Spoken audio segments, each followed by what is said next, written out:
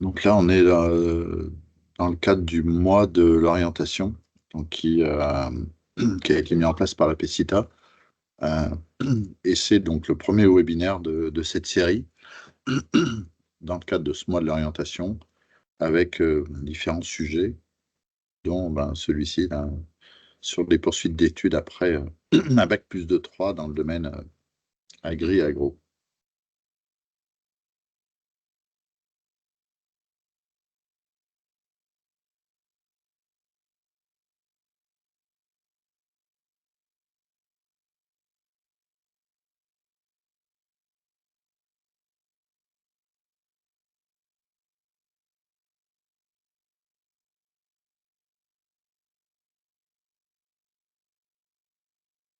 Voilà, Bonjour. Bonjour, bonjour Mélodie. Si vous avez envie de voir vos micros, vous pouvez, hein. Après, c'est vrai que pour l'instant, moi, ça va, il y a 8 personnes. Donc là, je vais attendre au moins 10 heures, allez, 4 avant de commencer. Puis après, les gens qui arriveront, c'est pas grave, ils prendront en route. Surtout que ce que j'ai à vous dire au début, c'est c'est assez général. Donc, voilà, il ne nous prend pas grand-chose, au moins sur le début.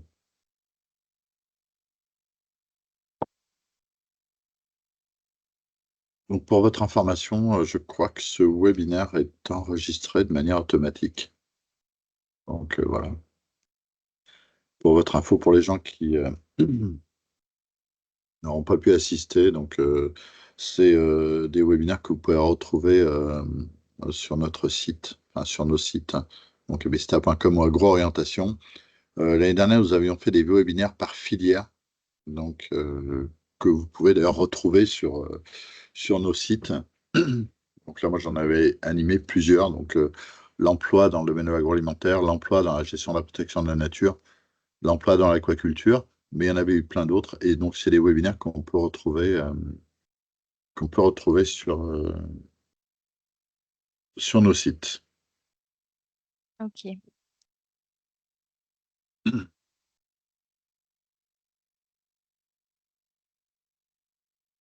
Voilà, donc là, du coup, moi, je vais commencer. Donc, bonjour à tous et bienvenue.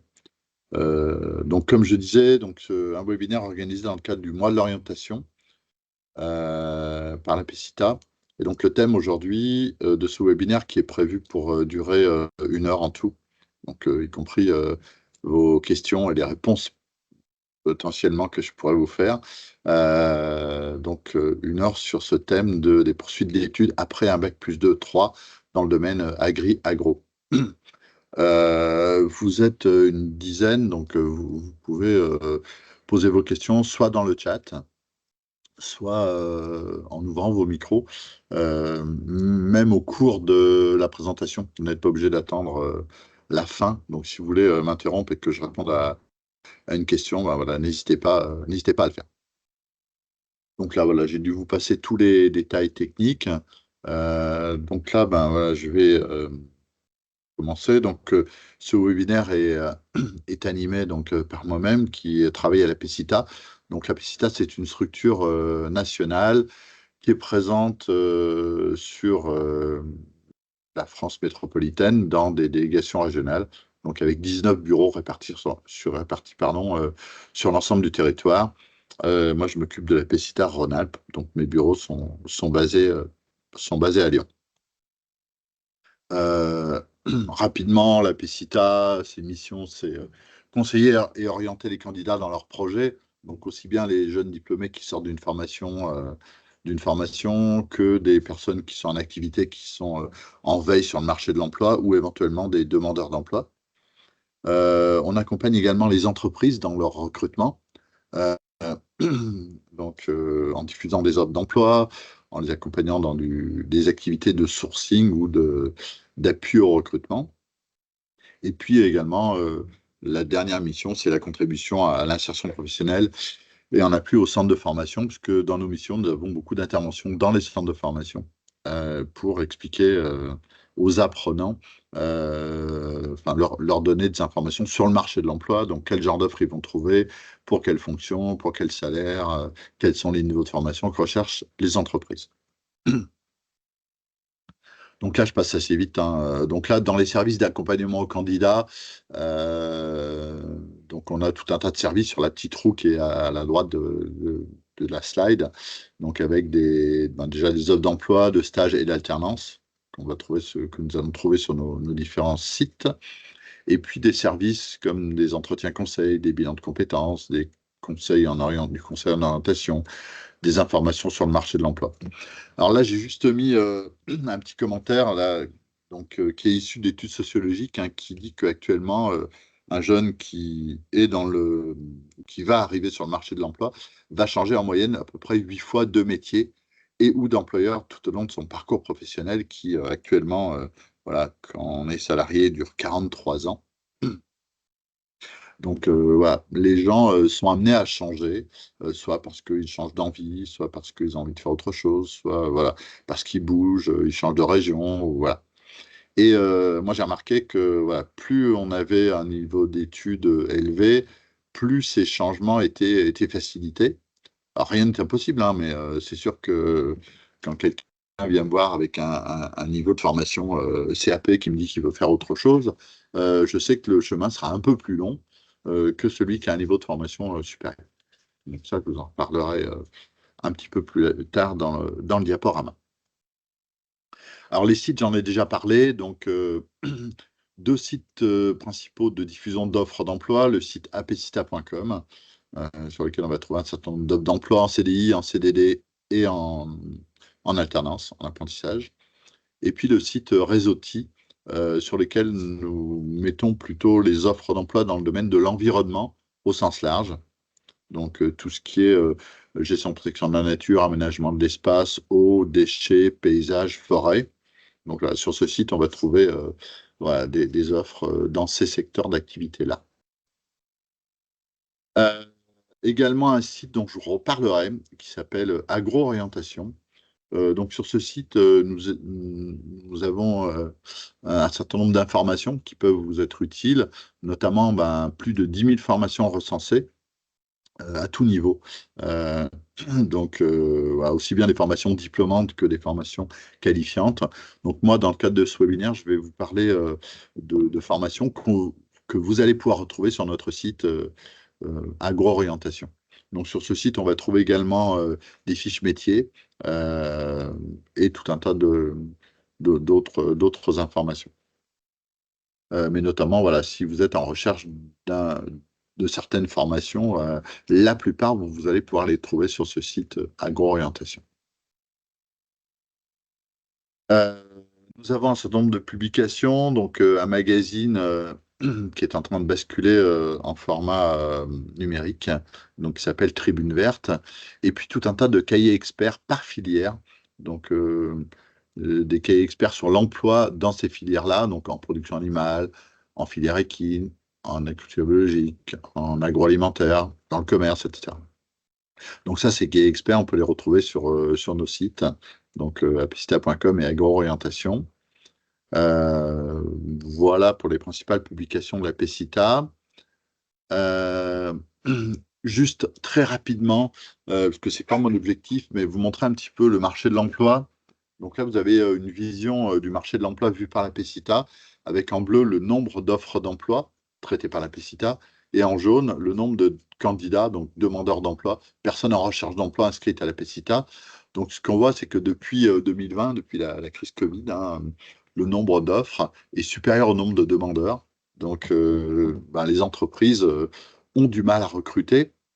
Et le message, voilà, moi, que je fais passer, notamment quand je vais dans les centres de formation, c'est que voilà, un jeune qui fait une formation dans les secteurs agro, on sait qu'il n'aura pas de mal à trouver un emploi parce qu'il y a beaucoup d'offres. Et d'ailleurs, moi, le conseil que je leur donne, c'est voilà, prenez le temps, quand vous sortez de vos formations, de réfléchir. Ne vous jetez pas sur les premières offres que vous trouvez, hein, prenez le temps de vous dire, voilà, qu'est-ce que j'ai envie de faire, qu'est-ce que je veux faire, quelles sont mes priorités, vers quel type de fonction j'ai envie d'aller, quel type d'entreprise m'intéresse. Est-ce que c'est plutôt une PME, une TPE, une start-up, un groupe, une administration, enfin voilà. Donc, le marché de l'emploi, il est plutôt bon. Et on voit bien, quelles que soient souvent les formations que font les jeunes dans les centres de formation agricole, euh, au sens large, hein, ils ne peinent pas trop à trouver un emploi.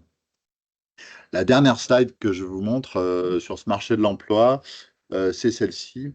Juste pour vous dire que, voilà, comme c'est écrit dans le titre, hein, des offres, vous en avez pour tous les niveaux de formation. Euh, donc, on voit que quelqu'un qui a une formation de niveau bac, je pense notamment à des bacs pro, alors, pas des bacs technologiques ou des bacs généraux, hein, ont accès à 28% des offres que nous diffusons. Donc, c'est quasiment une offre sur trois. Et puis, on voit les formations de niveau bac plus 2, donc les BTS ou BTS A, ou les formations de niveau bac plus 3.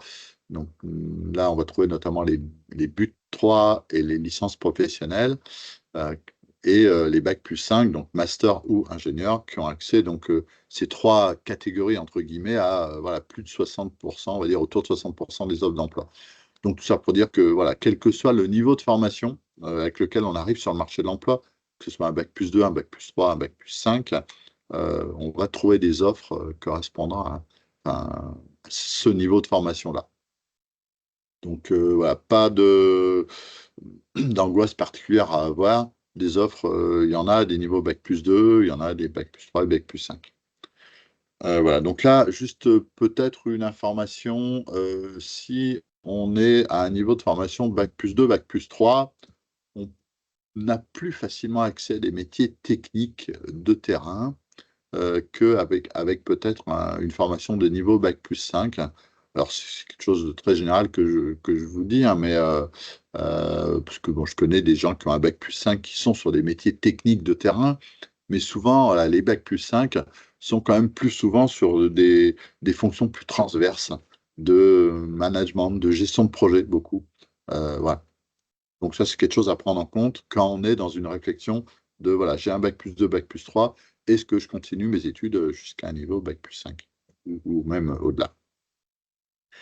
Alors, l'orientation, c'est quelque chose qui est pas si facile que ça, euh, qui peut prendre du temps.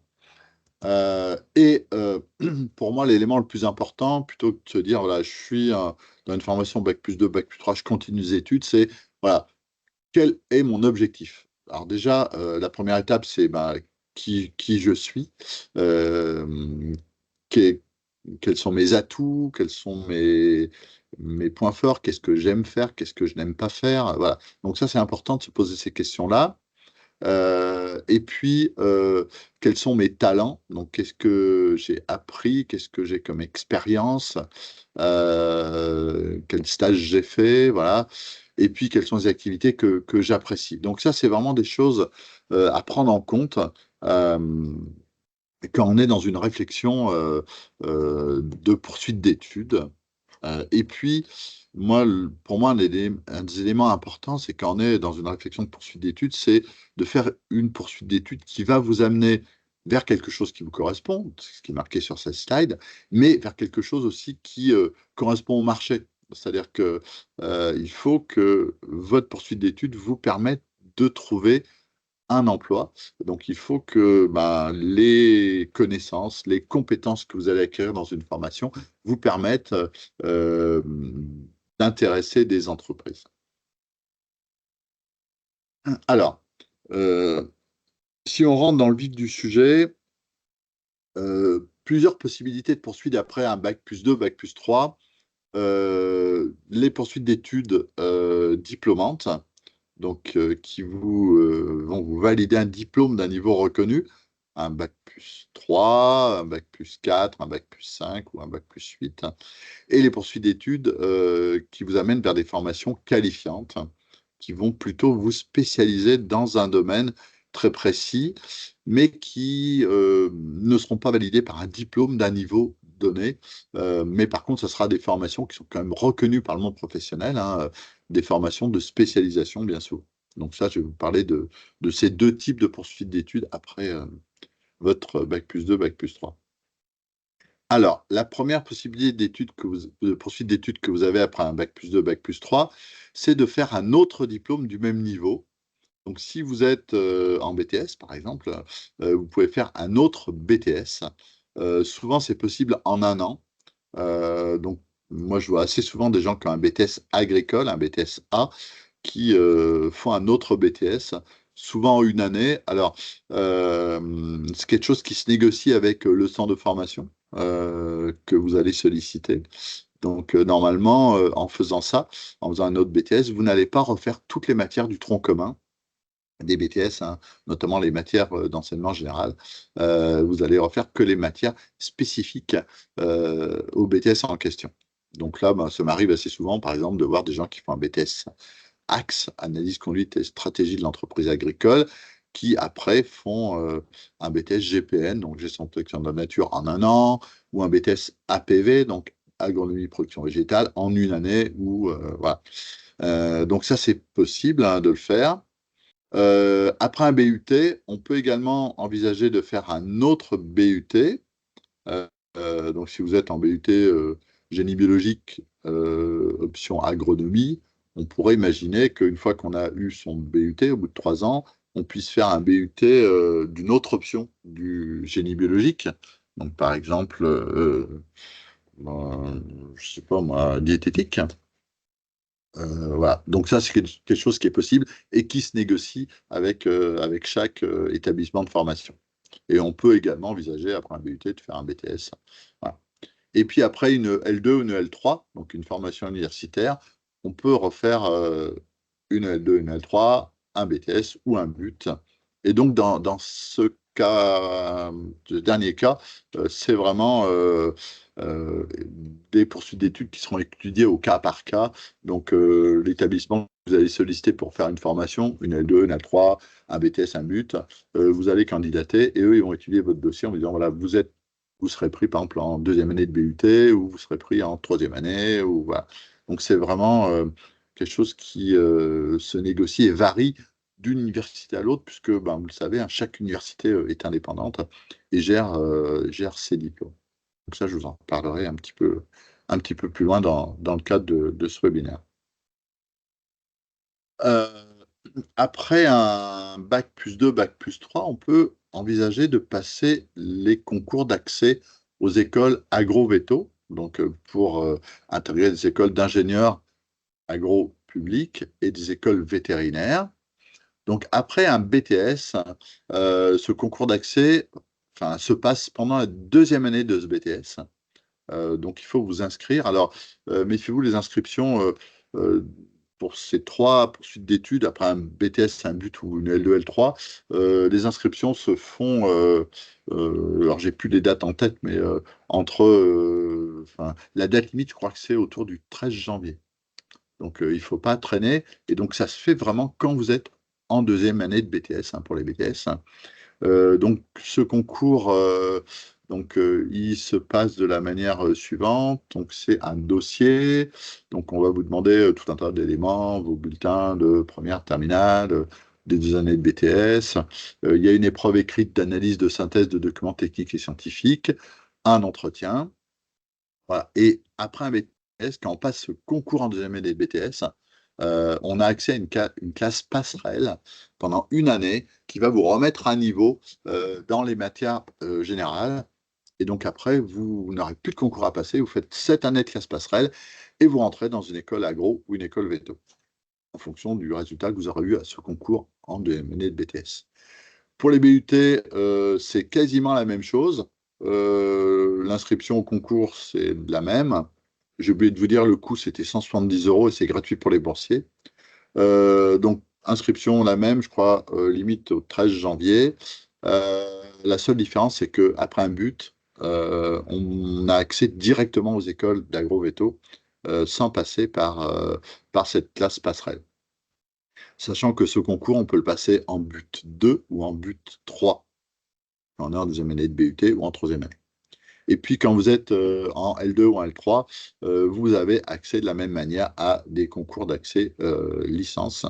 Donc, même système, même concours, dossier, épreuve décrite, d'analyse de synthèse de documents techniques et scientifiques, un entretien. Voilà. Et donc, vous vous intégrez des écoles d'ingénieurs. Donc là, je vous ai mis la liste des écoles accessibles.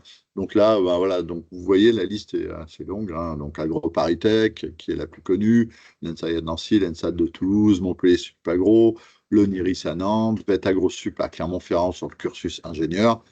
Donc voilà, là, vous allez retrouver toutes les écoles d'ingénieurs publiques et puis les 4 écoles vétérinaires, donc Maison Alfort, Toulouse, Lyon et Nantes.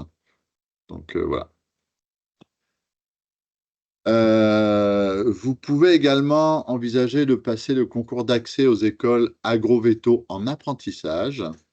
Donc là, je crois que les dates d'inscription sont les mêmes. Il me semble qu'on peut s'inscrire aux deux de manière concomitante, en scolaire et en apprentissage. Mais ça, c'est à vérifier quand même. Hein. Là, je crois que la seule différence, c'est que sur le concours d'accès aux épreuves en apprentissage, là, enfin, aux écoles d'agro en apprentissage, il y a une épreuve d'anglais. Donc, il me semble qu'elle n'y est pas sur le concours d'accès dont je vous ai parlé juste avant. Et donc là, vous passez ce concours, donc dossier, épreuve écrite, d'analyse de synthèse de documents techniques et scientifiques, l'épreuve d'anglais, l'entretien, et après, vous êtes admissible. Et donc après, il vous faudra quand même trouver une entreprise pour confirmer votre inscription dans ces écoles d'agro en apprentissage. Alors, petite précision, là, c'est une erreur de ma part, les écoles véto ne sont pas accessibles en apprentissage. Donc là, voilà, ça c'est juste concours d'accès aux écoles agro. Vous avez également des écoles d'ingénieurs agri-agro. Donc là, c'est une admission sur dossier entretien et vous avez accès à ces formations par la voie scolaire ou par l'apprentissage. Donc vous en avez 5, donc l'ISA à Lyon, l'Unidas à Beauvais, Purpan à Toulouse, l'ESA d'Angers ou l'ISA Junia à Lille. Donc dans ces écoles, après un bac+2, bac+3, on peut candidater soit sur la formation scolaire, donc souvent on rentre en donc, c'est des écoles en 5 ans, donc on rentre en troisième année, voire en deuxième année. Voilà. Et sinon, sur la candidature en apprentissage, là, vous rentrez forcément en troisième année. Et donc, il vous reste 3 ans d'études à faire pour obtenir le diplôme d'ingénieur de ces écoles privées. Donc là, j'ai oublié de le dire, ce sont des écoles privées. Vous avez également accès à des écoles d'ingénieurs Polytech. Donc là, ce sont alors, je reviens en arrière 2 secondes. Ces écoles d'ingénieurs agri privées vous délivrent quasiment le même contenu de formation que dans les écoles d'agro publiques. Voilà. Donc, c'est juste, j'ai oublié de le préciser. Alors, les écoles d'ingénieurs Polytech, ce sont des écoles d'ingénieurs de l'université. Donc là, c'est une inscription sur dossier et entretien, après un bac+2, bac+3. Donc là, il y a à peu près une trentaine d'écoles d'ingénieurs Polytech en France. Donc, vous avez 2 filières qui se rapprochent du domaine agri-agro. Une qui s'intitule Génie biologique et alimentaire, avec 8 Polytech en France qui proposent cette option. Donc, dès la troisième année. Donc là, vous avez le nombre de places dans chacune des écoles qui proposent cette filière. Voilà, donc plutôt. Donc il y en a 9 exactement. Plutôt donc, en agroalimentaire. Et puis l'autre option qui est eau, environnement, aménagement. Donc avec de la même manière, donc 8 écoles qui proposent cette option et vous avez à chaque fois le nombre de places dans cette filière. Voilà. Donc là, il y a un certain nombre de places en fonction des écoles. Et donc là, quand vous sortez avec un diplôme d'ingénieur de l'université, donc Polytech. Alors, il y a également un certain nombre d'écoles d'ingénieurs à accès direct après un bac+2, bac+3. Alors, je ne vais pas forcément tout vous détailler. euh, vous aurez accès donc au diaporama. Donc là, j'ai noté quelques écoles. Donc vous avez l'ISTOM, par exemple, qui est l'école d'ingénieurs en agro-développement international. Donc voilà, qui est en région parisienne. Vous avez l'IDREA, qui est l'Institut des hautes études en droit rural et d'économie agricole, donc qui est une formation donc, qui vous donne un diplôme Bac+5 dans le domaine plutôt du droit et de l'économie. Voilà. L'INSA de Lyon, hein, voilà, l'Institut national de sciences appliquées, ou d'autres INSA qui proposent des options, notamment, il me semble qu'à l'INSA de Lyon, il y a une spécialisation en biotech. Donc voilà.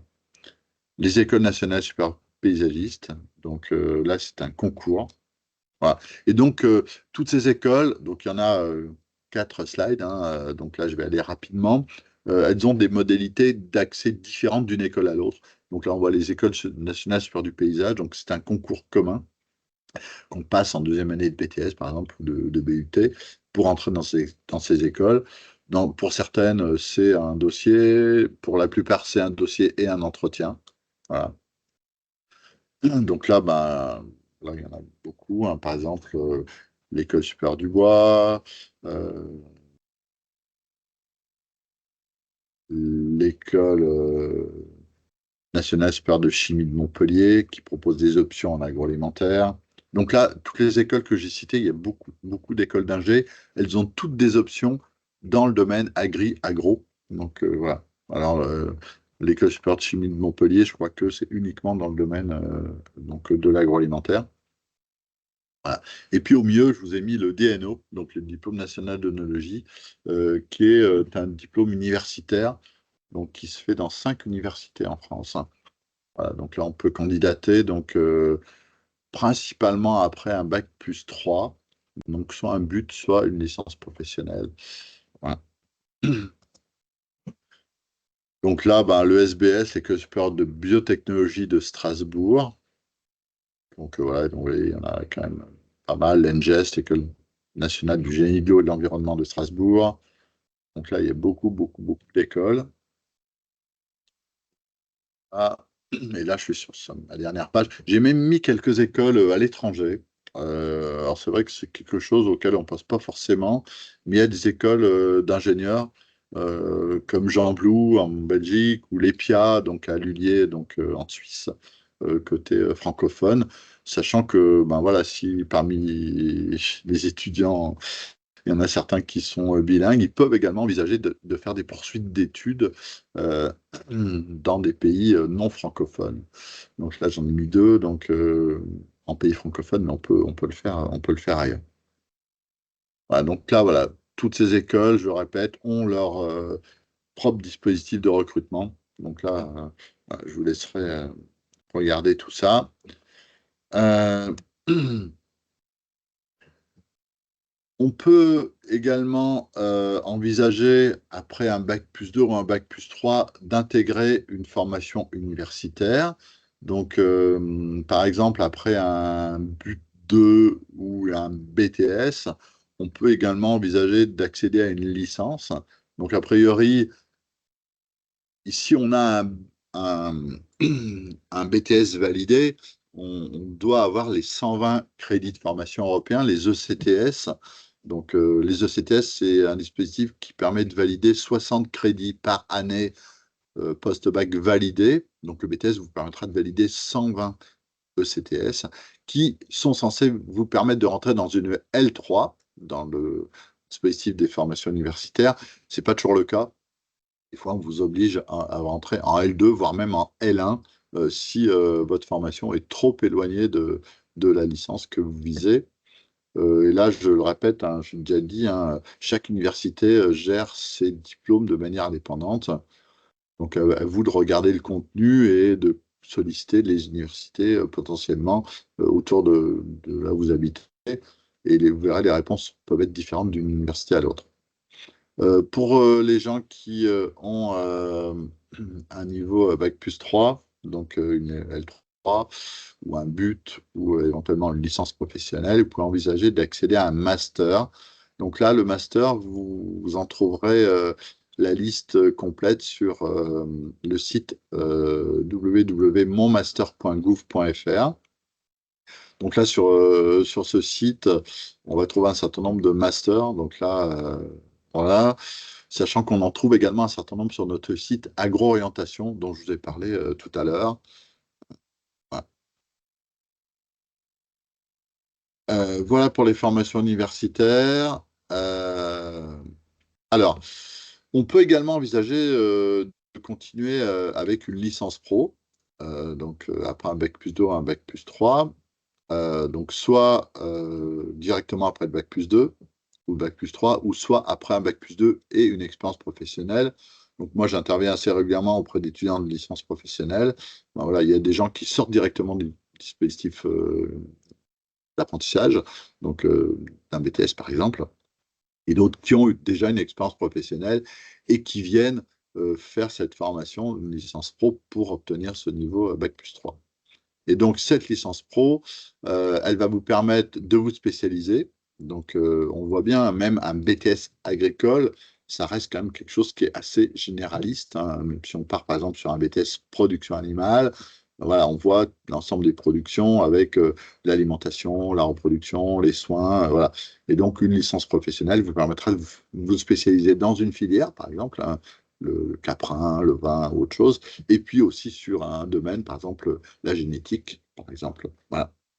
Donc, la licence pro pour se spécialiser, pour également acquérir une nouvelle expérience professionnelle.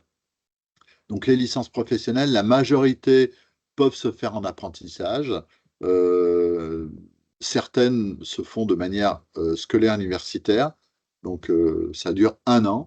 Donc, si c'est en formation universitaire, vous aurez des cours, principalement à l'université, et puis vous aurez un stage de 4 mois, donc qui représente comme une expérience assez conséquente, et un projet de tutorat de 150 heures. Pour les formations en apprentissage, ben voilà, vous avez en gros la moitié du temps, voire même souvent un peu plus de la moitié, dans une entreprise et le reste en cours. Les modalités de l'apprentissage, donc le rythme et la fréquence, varient d'une licence pro à l'autre. Donc là, à vous à bien vous renseigner sur les modalités de l'alternance. Sachant que certaines licences professionnelles peuvent se faire des deux manières. C'est-à-dire que ben, moi, régulièrement, là, par exemple, là, demain, je vais intervenir auprès d'une licence pro en microbiologie industrielle et biotechnologie, où j'ai dans la classe, sur 20 élèves, j'en ai 16 qui sont en apprentissage dans des entreprises, et j'en ai 4 qui sont en formation universitaire et qui vont devoir, dans quelques temps, trouver un stage de 4 mois pour pouvoir valider leur licence. Et puis, je l'ai dit, hein, ça vous permet de développer également une double compétence. Donc, moi, je trouve ça intéressant en fonction de votre projet. Euh, je vous prends un exemple, hein, on a une formation technique dans un domaine, avec un bac+2 ou un bac+3, et on va développer une compétence en commerce, en marketing. Voilà, une double compétence qui peut vous permettre d'accéder à des offres qui pourraient vous correspondre et d'afficher donc cette double compétence auprès des potentiels employeurs. Euh, alors, là, ça va être un peu long, je vais pas le faire, hein, mais je vous ai mis la liste des licences professionnelles en essayant de les classer. Donc, en production animale, par exemple, donc on voit il y a un certain nombre de productions. Si on prend par exemple la ligne 4, donc une licence professionnelle développement et conseil pour la filière ovine. Donc là, vous voyez, on va se spécialiser dans une filière et donc on va faire du développement et du conseil. Donc là, vous en avez un certain nombre dans le domaine des productions animales. Ensuite, on va trouver des licences pro dans tout ce qui est agriculture durable et environnement. Donc là, vous voyez par exemple la ligne numéro 2, donc la licence pro ABCD, donc agriculture biologique, conseil, développement, qui se fait en partenariat avec une école d'ingénieurs et une université. Donc l'école d'ingénieurs, c'est VET-AgroSup à Clermont-Ferrand. L'université, c'est l'université de Clermont. Et puis vous avez d'autres partenaires qui sont des lycées agricoles principalement, donc dans les départements que vous avez, donc dans l'Aveyron, dans la Drôme, dans le Gard, en Haute-Loire, en Alsace, enfin, voilà. Et donc, souvent, je ne l'ai pas dit, hein, ces licences professionnelles se font en partenariat entre une université et une école et ou une école d'ingénieurs et souvent des centres de formation, des centres de formation. Un petit conseil, quand vous allez faire vos choix de licence pro, regardez bien le contenu de la licence pro pour bien vérifier que ça vous plaise. Et souvent, sur les plaquettes des licences pro, ils vont vous spécifier les partenaires professionnels de la licence professionnelle. Il faut savoir qu'une licence pro, euh, la loi leur impose d'avoir au moins 30% des intervenants qui sont des intervenants professionnels. Et donc, par exemple, sur la licence pro dont je viens de parler, ABCD, là, agriculture biologique, sur la plaquette, ils vont vous dire que vous avez des organismes certificateurs, que vous avez la Chambre d'agriculture qui interviennent. Voilà. Donc, ça peut vous aider à également trouver un apprentissage, d'avoir le nom des structures partenaires de la licence pro, et également d'avoir aussi des contacts dans ces structures-là. C'est-à-dire que pendant la licence pro, vous saurez que vous aurez quelqu'un des chambres d'agriculture ou d'un organisme certificateur comme EcoCert ou Qualisud qui vont intervenir. Donc, vous pourrez prendre contact avec eux pour préparer votre après-licence pro et donc votre insertion. Euh, donc là, encore un certain nombre de licences pro dans ce domaine. Il y a toujours pas mal, donc dans le domaine de l'environnement. Hein, donc voilà.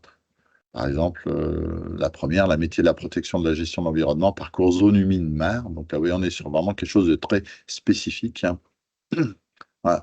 Et donc, je ne l'ai pas dit, hein, ces licences pro, c'est sur une inscription sur dossier et régulièrement des entretiens. Alors, ce n'est pas systématique, mais c'est surtout sur dossier, mais il peut y avoir pour certains des entretiens, sachant que l'inscription dans ces licences professionnelles se fait en gros en mars-avril et se fait sur les plateformes e-candidats des universités en question, souvent partenaires de ces licences pro, sachant que souvent quand vous contactez les responsables de ces formations, de ces licences pro, ils vont vous spécifier les modalités d'inscription dans ces différentes formations. Alors ensuite, on a pas mal de licences professionnelles dans le domaine de l'eau. Donc voilà. Gestion des eaux, système de pompage, gestion des ressources en eau. Voilà, donc très varié. Donc là, oui, il y en a un certain nombre dans le domaine de l'eau. On va même jusqu'à des licences pro proches du secteur du BTP, donc sur des réseaux hydrauliques. Voilà. Ça, oui, il y en a un certain nombre. Alors, vous aurez hein, la liste de toutes ces licences dans le diaporama, sachant que je vous le redis, hein, c'est des licences professionnelles qu'on va toutes trouver sur notre site Agro-Orientation. Voilà, avec à chaque fois les modalités d'inscription, les contacts, etc. Ensuite, des licences professionnelles dans le domaine de l'aménagement et du développement durable. Donc là, par exemple, l'avant-dernière, la géomatique de l'environnement, du tourisme et de l'aménagement en montagne, donc dans le département 04, donc voilà, donc dans le sud des Alpes. Donc là, on est sur de la géomatique. Euh, la licence pro nature en ville, qui se fait donc autour de Lyon, Naville, ou la licence pro MINA, donc métier du diagnostic, de la gestion de la protection des milieux naturels. Donc ça, c'est des licences pro qui sont assez connues et assez demandées, en fait. Hein. Donc voilà. Et j'ai oublié de le dire, dans ces licences professionnelles, ils vont beaucoup regarder dans les dossiers les lettres de motivation que vous allez devoir faire et ils vont chercher quel est votre projet professionnel. Pourquoi, par exemple, après votre but ou votre BTS, vous voulez faire cette licence professionnelle nature en ville? Quel est votre projet? Qu'est-ce que vous avez identifié comme entreprise? Donc ça, c'est vraiment très, très important de passer du temps sur vos lettres de motivation que vous allez joindre à vos dossiers de candidature sur ces licences professionnelles. Des licences pro dans le domaine de l'horticulture, du paysage et de la forêt. Donc là, voilà, il y en a un certain nombre, hein. Donc, des licences pro en aménagement du paysage, en conception paysagère aussi. Donc, ça peut être intéressant après un BTS aménagement paysager ou n'importe quel autre, hein, de faire ce type de licence pro. Voilà. Ou dans le domaine de la forêt, hein, licence pro conseiller forestier, par exemple. Ou bois énergie. Ah oui, il y en a quand même pas mal dans ce domaine-là. Euh, Ensuite, on trouve des licences professionnelles dans le domaine de l'agrofourniture et du machinisme, donc avec soit des formations techniques, soit des formations dans tout ce qui est commercialisation. Voilà. Donc l'agrofourniture, c'est tout ce qui est la fourniture du matériel, des produits nécessaires au fonctionnement d'une activité agricole ou agroalimentaire. Donc, encore des licences pro dans le domaine de la géomatique, donc du SIG, système d'information géographique, en distribution alimentaire, donc secteur porteur en termes d'emploi également. Voilà. Des licences pro dans le domaine de la vigne et du vin, par exemple des licences pro en œnotourisme, voilà, ou en droit viticole. Ça, voilà, il y en a quand même pas mal, hein, de ces licences professionnelles. Des licences pro plutôt en agriculture. Donc là, au sens large, donc là, on est dans le domaine du végétal, par exemple, hein, expérimentateur du végétal ou de la gestion de la santé des plantes, ou dans le management des entreprises agricoles, donc l'économie, la gestion, le droit. Voilà, donc là, ben, des licences pro, souvent que font les jeunes qui sortent d'un BTS Axe, mais pas que. Management de l'entreprise agricole. Voilà, peut être intéressant parce qu'on voit en ce moment qu'une des problématiques des exploitations agricoles, c'est le management. C'est pas la seule problématique, hein, mais c'en est une. Voilà. Des licences pro dans le domaine de l'agroalimentaire. Donc là, j'ai pas mis la liste parce que ça serait trop long. Donc il y en a dans le domaine de la production, de la recherche-développement, de la qualité, de la maintenance, des biotechnologies et des licences pro également dans le secteur de la commercialisation et de la logistique dans l'agroalimentaire. Donc là, pas mal de licences dans ce secteur de l'agroalimentaire. On a également des licences dans le domaine équin. Là, il y en a moins, il y en a 4. Voilà. Des licences dans le domaine de l'aquaculture, donc restauration écologique des milieux aquatiques, par exemple, ou d'autres, hein, bioindustrie et biotechnologie marine. Voilà. Donc là, la liste des licences, je le répète, sur notre site Agro-Orientation, sachant que si vous le souhaitez également, nous avons l'opportunité de vous fournir une liste sous forme de tableau Excel. Donc là, à la fin du diapo, du webinaire, là, je vous mettrai mes coordonnées. Donc si certains veulent ces listes, hein, sous forme d'un tableau Excel, c'est possible que je puisse vous les envoyer. Voilà. Euh, Ensuite, on peut éventuellement se spécialiser en faisant une formation qualifiante. Donc, je l'ai expliqué tout à l'heure, les formations qualifiantes vont vous permettre vraiment de vous spécialiser dans un secteur. Donc là, on va tout de suite voir quelques exemples. Alors, ces formations qualifiantes, ça peut se concrétiser sous forme de certificat de spécialisation, donc ce qu'on appelle des CS. Donc, vous voyez, de 400 à 600 heures en centre de formation sur un an avec 12 semaines minimum en milieu professionnel. Et donc, c'est des formations qui peuvent se faire de manière continue ou en apprentissage. Des CQP, des certificats de qualification professionnelle, des mentions complémentaires ou des SIL, des spécialisations d'initiatives locales. Donc là, c'est des formations qui durent sur un an généralement, sachant qu'il y en a certaines qui sont plus courtes, donc qui vont vraiment vous permettre, vous allez le voir dans la liste que je vais vous montrer après, de vous spécialiser dans des secteurs très précis. Donc là, on en a dans le secteur de l'agroalimentaire. Donc là, voilà, par exemple, un CQP technicien process brassicole. Donc là, on est vraiment sur quelque chose de très pointu. Après, on en a dans le domaine de la qualité, du lait, de la viande, voilà. Ou dans le domaine du commerce. Donc là, vous voyez, par exemple, celle qui est en haut, là, acheteur estimateur de bétail. Donc là, on est vraiment sur une spécialisation très pointue.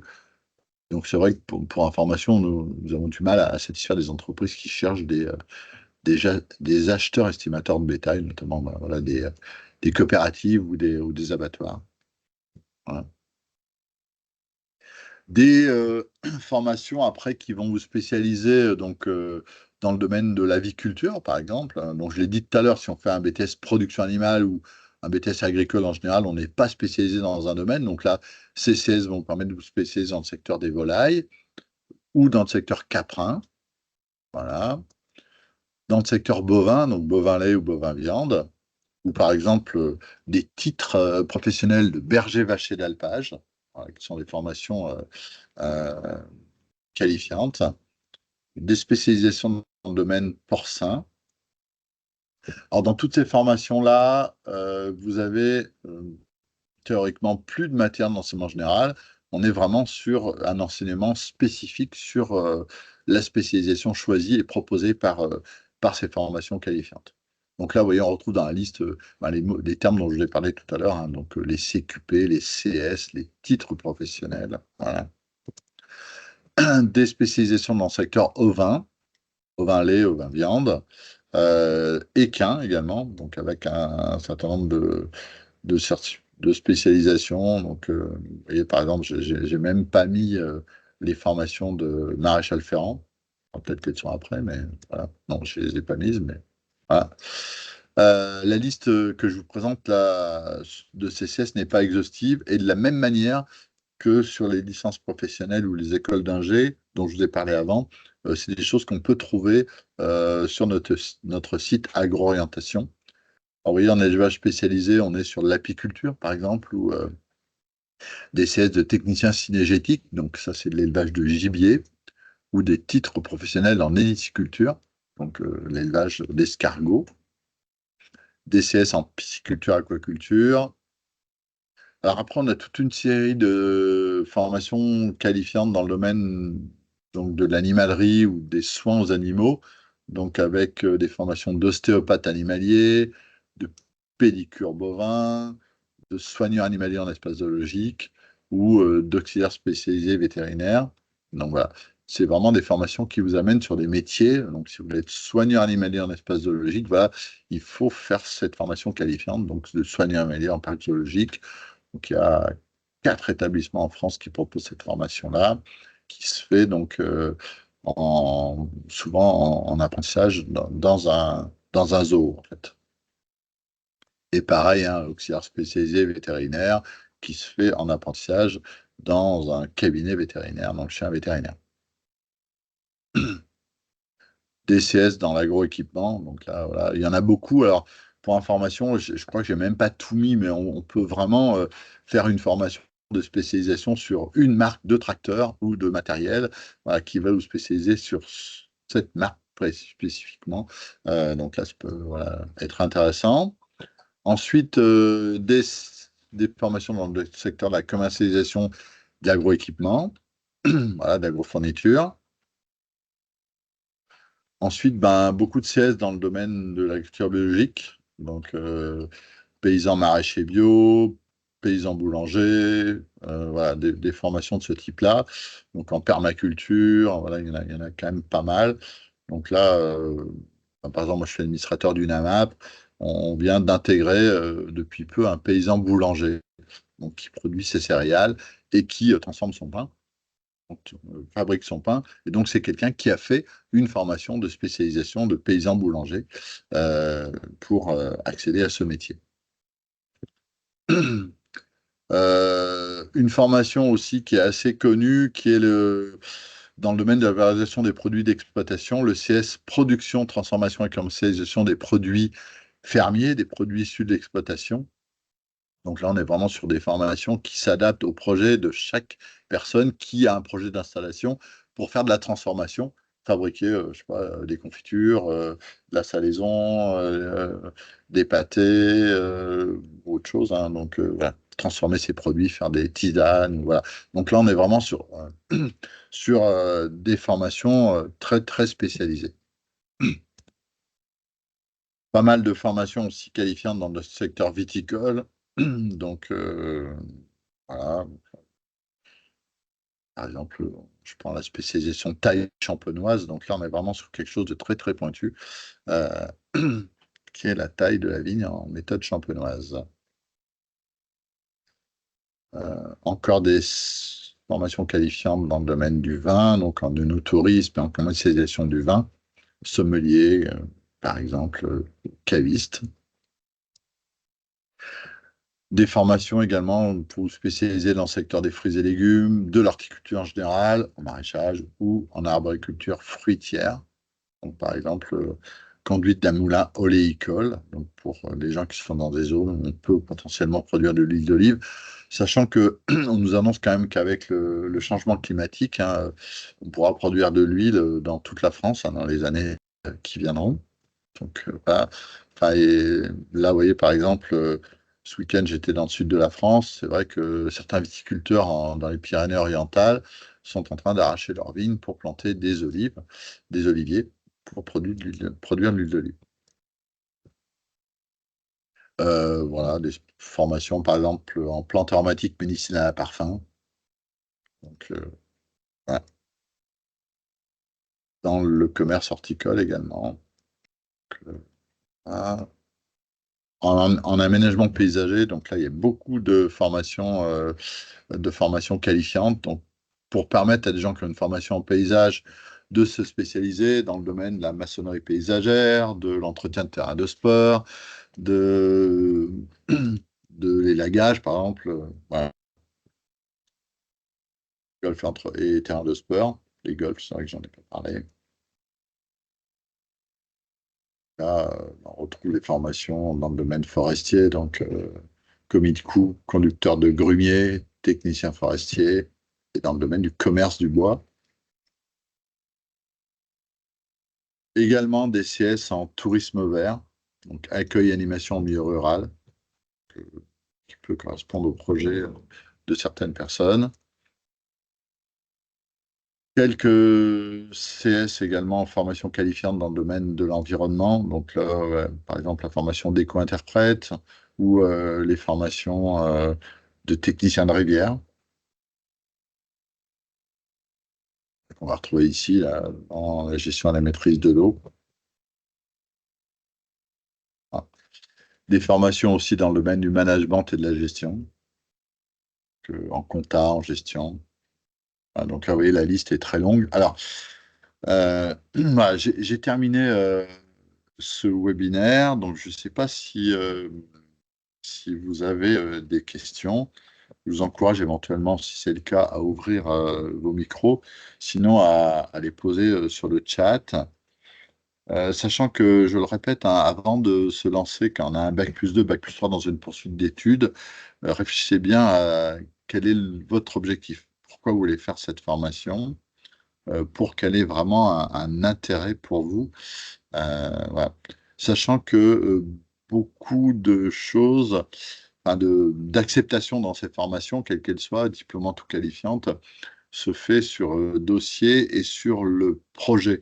Donc la lettre de motivation dont je vous ai parlé, que vous allez joindre à quasiment tous les dossiers de candidature, elle est vraiment très importante. Et elle peut même enfin, la motivation se concrétiser lors d'entretiens que vous aurez pour certaines formations. Donc là, voilà, c'est important de bien avoir ça en tête et d'y avoir réfléchi un petit peu avant. Euh, Bah, vous comprenez bien qu'il ne suffit pas de dire juste, ben voilà, après mon bac+2, bac+3, je vais faire une poursuite d'études pour avoir un niveau de formation supérieur. Ça ne suffira pas. Il faut vraiment que les responsables des formations en face de vous sentent un projet professionnel et qu'elles soient capables de l'identifier. Donc, pour vous y aider, moi, je vous encourage à aller voir nos offres d'emploi sur nos sites emploi, donc avista.com et Réseauti, et également à aller voir les fiches métiers sur notre site Agro-Orientation. Et vous pouvez même, si vous le souhaitez, aller sur notre chaîne YouTube Métier Agri Agro, sur lesquels on va trouver des témoignages de personnes qui témoignent. Voilà, je travaille dans tel secteur, j'ai fait telle formation, voilà ce que ça m'a apporté. Voilà. Donc là, ça peut être intéressant pour vous aider à construire votre projet, d'aller sur ces différents sites. Voilà. Donc voilà, moi j'ai fini. Je ne sais pas si certains ont des questions.